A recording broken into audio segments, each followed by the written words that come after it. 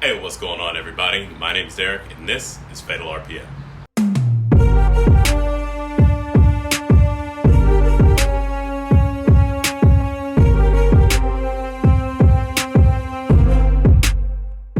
Now, in today's video, we're going to be getting work done on the 335. This is kind of a continuation of the last video because, as I had said in that video, I had one of my spark plugs show serious signs of wear. In which the gap was a lot larger than it should have been. So I went ahead, ordered some new spark plugs from FCP Euro, the same ones that I had before, which are 2 steps colder. And we're going to go ahead and get those installed here on the car in today's video.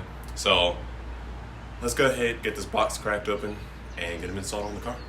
Alright, so real quick, I want to start it off with apologizing for the quality of the audio in this video. I did not bring the adapter for the microphone to plug into the phone, so unfortunately it might be a little out of whack. However, what we're going to go ahead and do here is grab this, go ahead and get everything out of this box. So this box was a little wet, it's kind of stuck out in the rain. However, the plugs we went ahead and ordered were the NGKs. So these are the spark plugs ordered. They are the NGK N54 spark plugs. These are 2 steps colder for the N54, with 6 of them being ordered. Now, I already had one left over from my previous 4-pack that I had bought, but obviously in order to change all of them out, I'm going to need more than just the one. So I'm going to keep that one as backup, and what we're going to go ahead and do is we're going to install these ones here from FCP Euro, because like everything sold on their website, has a lifetime warranty, and if one ever goes out, I'll have one here that I can install in the car, and then go ahead and replace the order with FCP Euro to have that backup replaced. But these guys here, we're going to be gapping them to, I think it's 0.22 thousandths of an inch.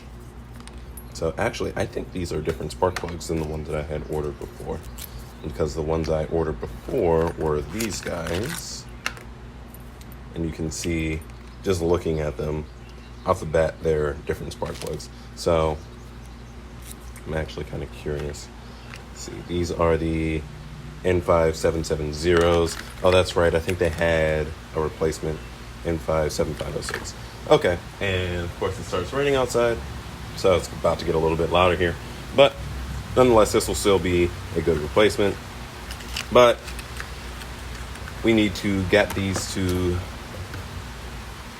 0.22 thousandths, 0.022 thousandths, or 0.559 millimeters. So all we need to do is go ahead and grab this, make sure it's snug inside of here. Now these were gapped for a Mini Cooper, so you can see that gap is, if you can focus in on my hands, it's off by a little bit. And all we need to do with that is you can take the back of a coin, back of a key or something, and then just press in on it a little bit. Go ahead, double check the gap, just like that. Gives you a little bit of resistance, but fits in there, in and out very easily. There's no play in it. So we got this one down to where it needs to be.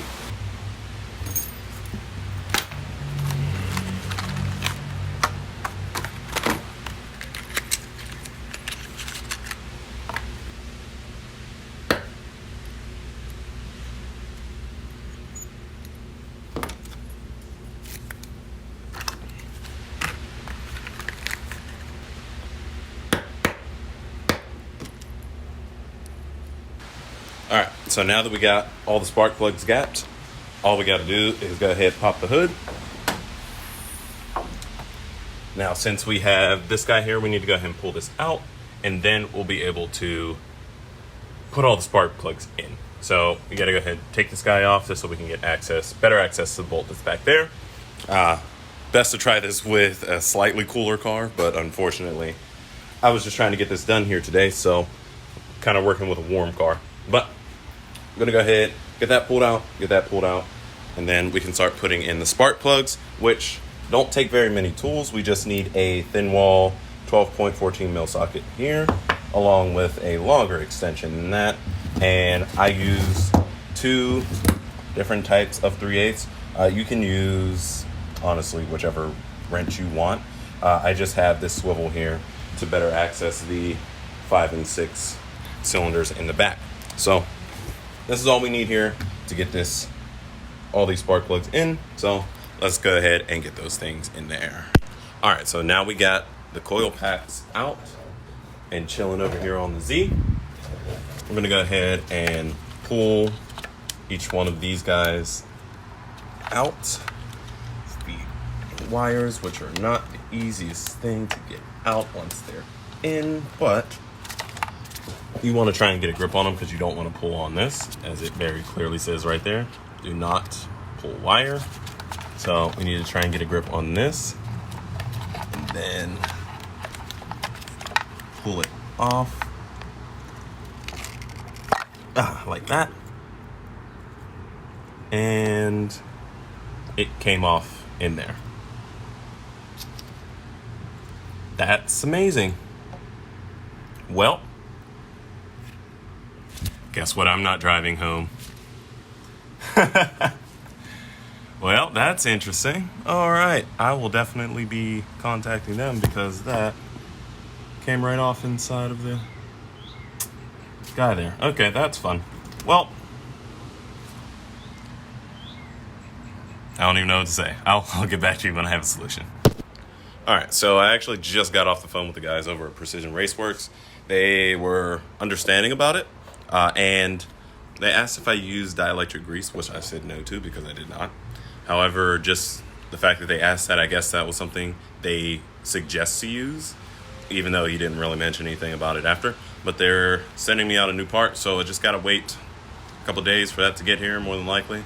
But meanwhile, while he was on the phone, I pulled all 5 of the other ones out. They came out very easily. So we're going to go ahead, put these guys back in there so that I can drive the car home, and we'll finish this video in a couple days. So I will see you then. Actually, on second thought, I'm just going to finish pulling these out.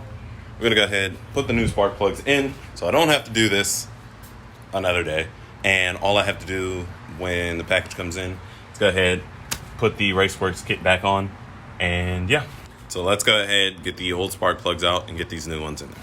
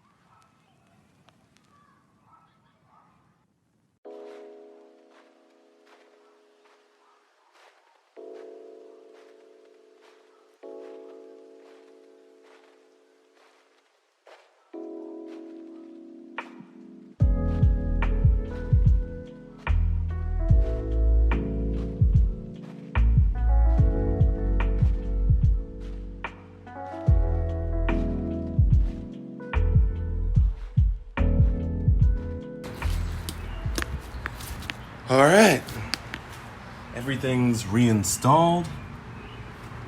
Just want to go ahead and tuck this up in here. I'm not going to lube this stuff yet until we get the new one, because I was actually going to do that at the end of the video today. Had it sitting on standby along with some electrical tape. However, as you can see, this is actually what happened to the ignition, or the coil pack, as you can see, or the spark plug boot. There you go. It did not want to let go, like, at all. It's having a hard time focusing on that. But we got that sitting there. Just got to wait a couple days. Let me go ahead and get this car started up, just to make sure everything's working right. Cool. All right. Everything's working right. So in a couple days, we'll be back here. Dude, car, shush, hush, hush. Thank you. In a couple days, we'll be back here just to get the set back on, and then we'll see if I finally averted those misfires. I feel like a broken record saying that, because I've said, oh, fix the misfires, and nope, misfires back. Oh, fix them, and they're back again. So we'll see once and for all if those misfires are fixed. God, I hope they are. All right, so it's been a few weeks later. We got the coils in the mail a couple days after I did that other video. However, I just haven't really gotten around to coming back to the garage and getting this installed again on here. However, now that I got these, they actually gave me 3, which is pretty cool, but we only need 1. So we're gonna go ahead, replace the broken one, go ahead, put that back in there, and clean up the wiring. So I'm really only gonna show part of this. If you want to see the full install of the Precision Raceworks coil pack, go ahead and check out my other video up there. Other than that, let's get into this.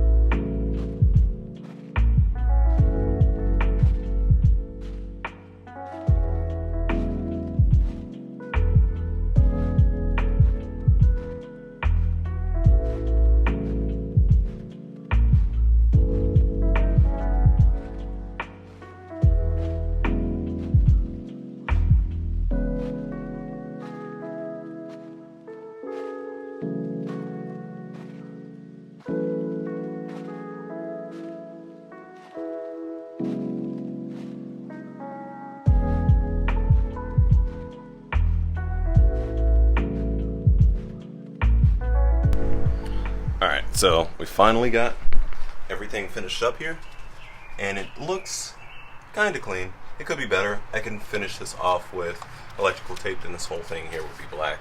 But I feel like if you would wire manage this a little differently, like give these things a little more slack, then it could fit all the way down there. But even these things don't really fit into their little clips right there. Like this one slides in and out, and then the other ones don't even really stay there. But all that matters is that it's looking better and that it's in there. So all we got to do now is go ahead, get the car started up, just to make sure everything's functioning the way it should be. I need my keys. All right. Nice and smooth, no issues whatsoever. Awesome. All right.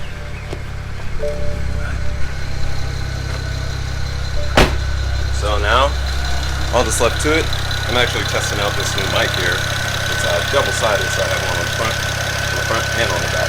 But we'll see how this works. But now that we have everything installed, for power, mostly, I'm thinking about upgrading my turbos at some point, but that's a little bit further down the line because stuff for this car is definitely really expensive.